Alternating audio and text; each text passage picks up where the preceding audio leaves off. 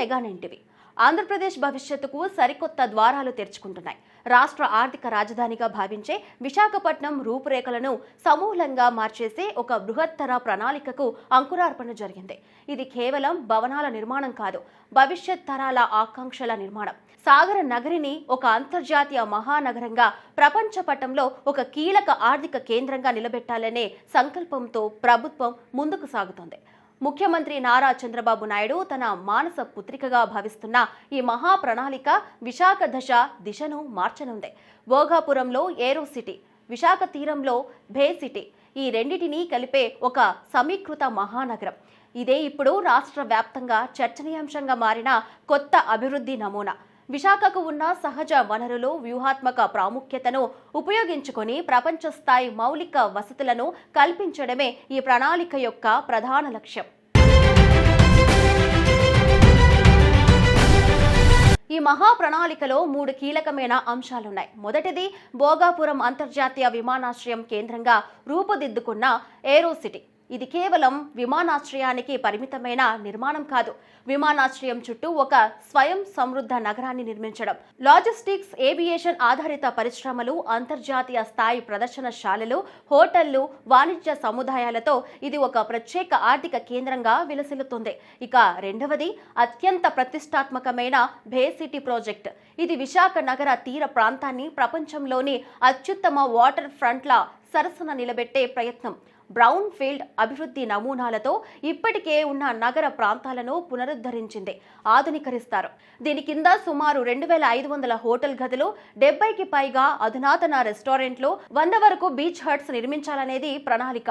అంతేకాకుండా 5000 నుంచి 7000 వరకు విలాసవంతమైన విల్లాలు, అపార్ట్మెంట్లతో కూడిన నివాస సముదాయాలు కూడా ఈ బే సిటీలో భాగం కానున్నాయి. ఈ 2 నగరాలను అనుసంధానిస్తూ విశాఖ పోర్టు నుంచి భోగాపురం విమానాశ్రయం వరకు సుమారు 50 కిలోమీటర్ల పొడవున 210 చదరపు కిలోమీటర్ల విస్తీర్ణంలో ఒక ఇంటిగ్రేటెడ్ సిటీ అంటే సమీకృత నగరాన్ని నిర్మించనున్నారు.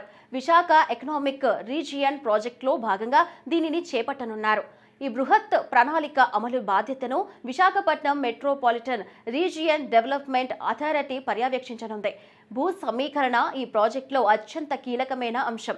అందుబాటులో ఉన్న ప్రభుత్వ భూములను గుర్తించి వాటిని BMRDAకు బదలాయిస్తారు. అవసరమైన చోట మాత్రమే ప్రైవేటు భూములను సేకరిస్తున్నారు. ఈ మొత్తం ప్రాజెక్టులను ప్రభుత్వ ప్రైవేటు భాగస్వామ్య విధానంలో చేపట్టాలనేది ప్రభుత్వం భావిస్తోంది. దీనివల్ల ప్రభుత్వ ఖజానాపై భారం తగ్గడంతో పాటు ప్రైవేటు రంగం నుంచి పెట్టుబడులను, నైపుణ్యాన్ని ఆకర్షించే అవకాశం ఉంటుంది. మొదట బే సిటీ ప్రాజెక్టును పూర్తి చేసి దాని విజయంతో వచ్చిన ఉత్సాహంతో సమీకృత నగర నిర్మాణాన్ని చేపట్టాలనేదే ప్రభుత్వ వ్యూహంగా కనిపిస్తోంది.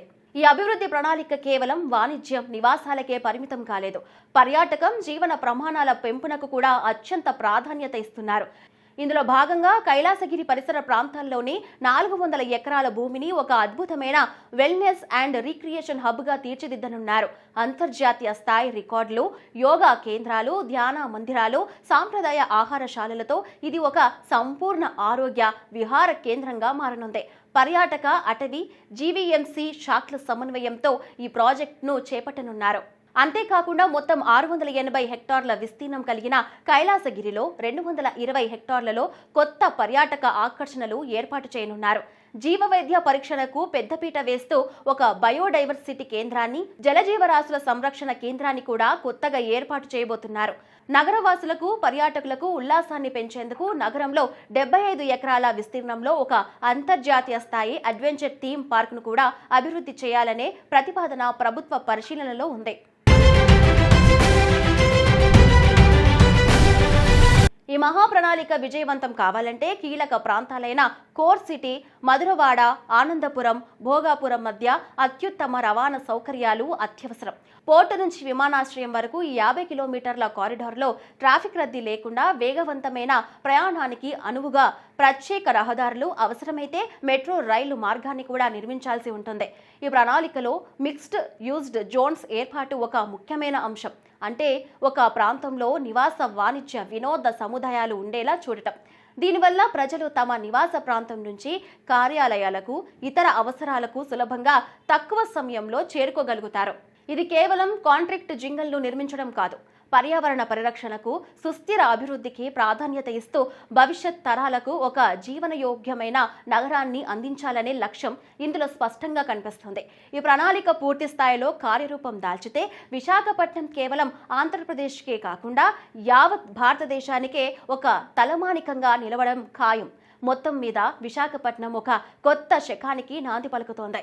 ఈ బృహత్తర ప్రణాళికలు కేవలం కాగితాలకే పరిమితం కాకుండా సకాలంలో కార్యరూపం దాల్చితే సాగర నగరం భవిష్యత్ స్వర్ణమయం అవుతుందనడంలో ఎలాంటి సందేహాలు లేదు.